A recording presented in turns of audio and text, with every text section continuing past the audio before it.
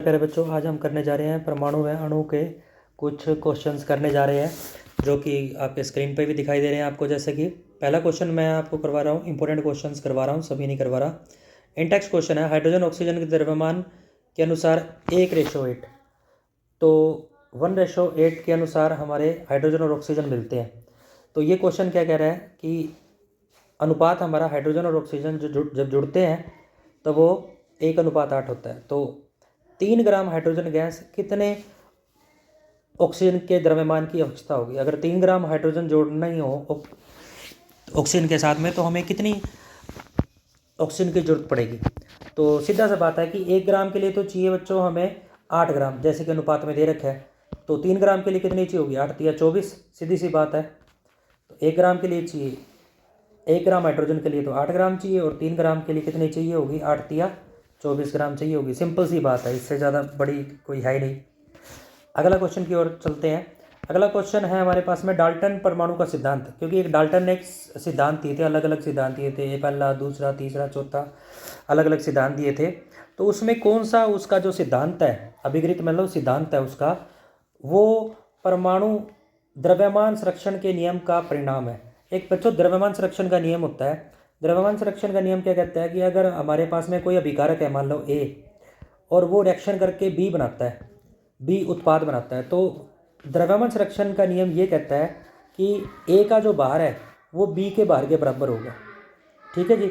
तो इस द्रव्यमान संरक्षण के नियम के आधार पर डाल्टन ने कौन सा अपना सिद्धांत दिया था? तो इसके आधार पे, द्रव्यमान संरक्षण के नियम के आधार पे उसने बताया था कि परमाणु अविभाज्य, अविभाज्य मतलब कि परमाणु को तोड़ा नहीं जा सकता, विभाजित नहीं किया जा सकता। सूक्ष्मतम, सूक्ष्मतम मतलब कि सबसे छोटा कण है जो रासायनिक अभिक्रिया में ना तो सृजित होते हैं, सृजित मैंने ना तो बनते हैं और न ही उनका विनाश होता है। एक तरह से परिभाषा दी थी परमाणु की द्रव्यमान संरक्षण का नियम के आधार पे डाल्टन ने ये बताया था। तो अगला चलते हैं, डाल्टन परमाणु का वो कौन सा सिद्धांत है जो निश्चित अनुपात के नियम की व्याख्या करता है? तो इससे निश्चित अनुपात के नियम पे हमने कौन सा डाल्टन ने परमाणु सिद्धांत दिया था? तो ये सिद्धांत दिया था बच्चों, कोई किसी भी यौगिक में, जैसे यौगिक कौन सा हो गया, जैसे H2O, ये यौगिक हो गया हमारा, एक H2O यौगिक है, परमाणु की सापेक्ष संख्या एवं प्रकार निश्चित होते हैं। तो ये इसका उत्तर आएगा, बिल्कुल सिंपल सा है, उत्तर है इसका। ठीक है जी, अगले की तरफ दौड़ते हैं, अगले प्रश्न की ओर। परमाणु द्रव्यमान इकाई को परिभाषित कीजिए। परमाणु द्रव्यमान इकाई यानी कि इंग्लिश मीडियम में इसको बोलते हैं AMU, एटॉमिक मास यूनिट। तो इसको क्या कहते हैं? कार्बन 12 समस्थानिक। कार्बन 12 बच्चों दो तरह के कार्बन होते हैं, आपको मैं बता देता हूँ। एक कार्बन ऐसा होता है जिसका भार 12 ग्राम होता है, और एक कार्बन ऐसा होता है जिसका भार होता है 14। तो अगर हमने सिर्फ बात करनी है यहाँ पे कार्बन 12 की, ऐसा कार्बन जिसका आम भार होता है 12, तो कार्बन 12 का अगर हम एक परमाणु ले लें, कितना ले लें? एक परमाणु, और उसका 1/12वां हिस्सा कर लें, कितना हिस्सा कर लें? 1/12वां हिस्सा कर लें, तो उसको बोलते हैं परमाणु द्रव्यमान इकाई। समझा गई बात? मतलब कि कार्बन 12 का एक परमाणु लेना है और उसका हमने 12वां हिस्सा कर देना है। 12वें हिस्से का जितना भी द्रव्यमान होगा वो हमारा परमाणु द्रव्यमान इकाई होगा। ठीक है, अगले प्रश्न की ओर चलते हैं। एक परमाणु को आंखों द्वारा देखना क्यों संभव नहीं है? क्योंकि परमाणु जो है बहुत ही छोटा होता है, इतना छोटा कि उसको हम देख ही नहीं सकते। उसका साइज लगभग होता है 10 की शक्ति -9 मीटर, यानी नैनो स्केल के अंदर होता है वो। ये नैनो स्केल बोलते हैं इसको, 10 की शक्ति -9, यानी 10⁻⁹ मीटर होता है। तो इसको, इसलिए इसको देखना संभव नहीं है। अगले प्रश्न की ओर चलते हैं। निम्न के सूत्र लिखिए। तो ये कई सारे फार्मूले लिख रखे हैं, इनके सूत्र हमने बनाने हैं।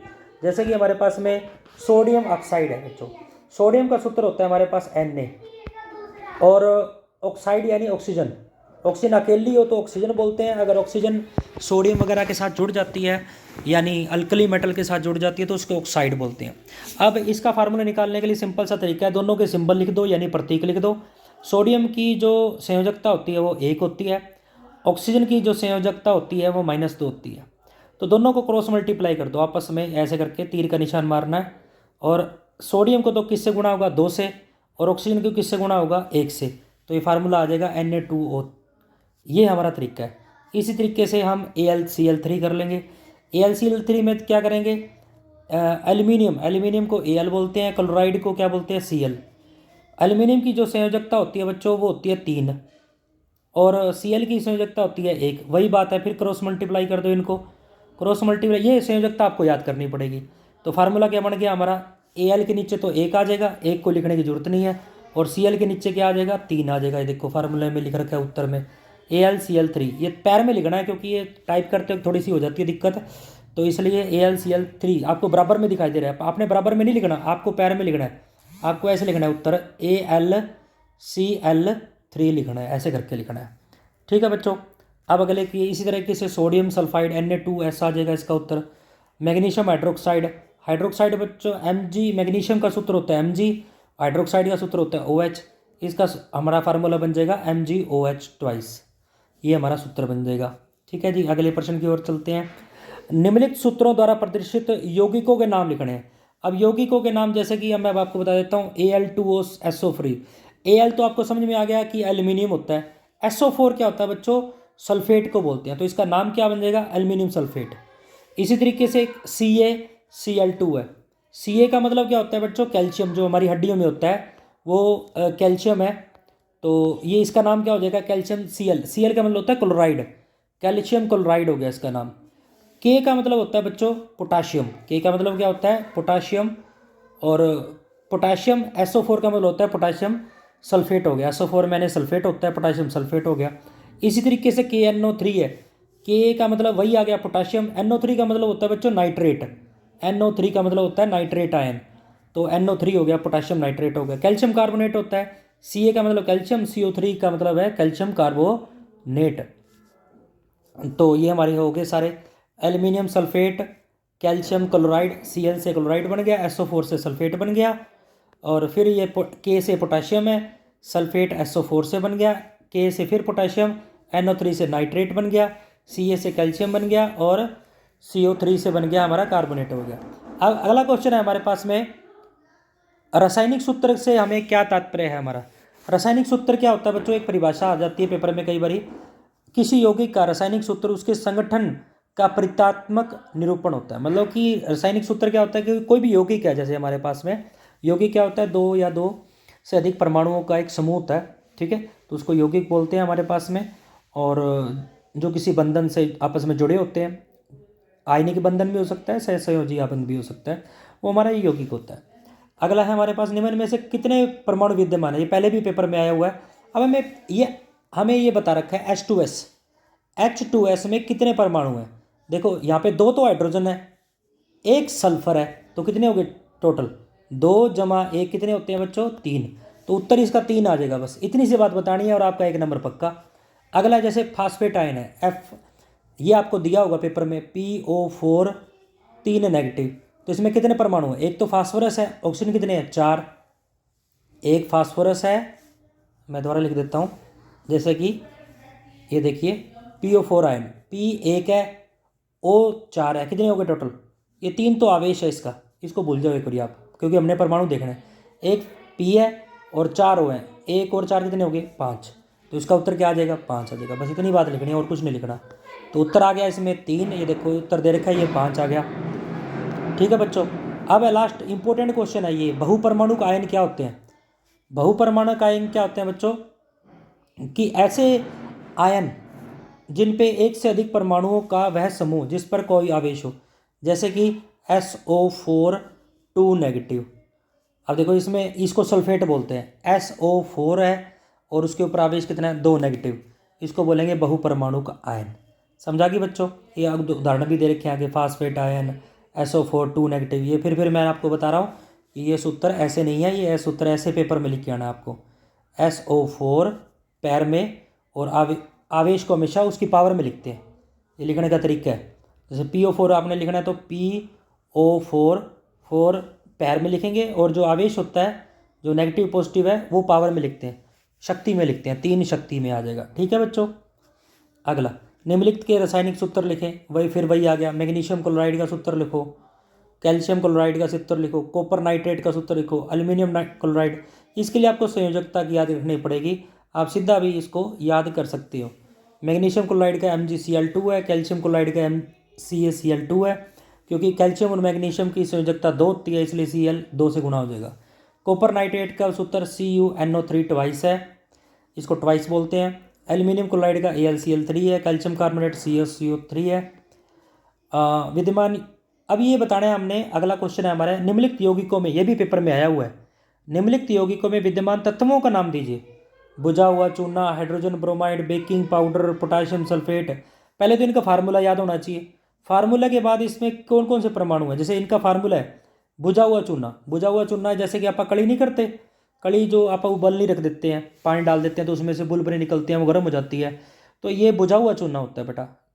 जो हम कड़ी बाजार से लेके आते हैं वो बिना बुझा चूना होता है, उसमें पानी डाल देते हैं, तो ये बुझा हुआ चूना। अपने घर पे मम्मी पापा को भी बताओ कि आज हमने बुझा हुआ चूना का फार्मूला पता लगाया है हमने।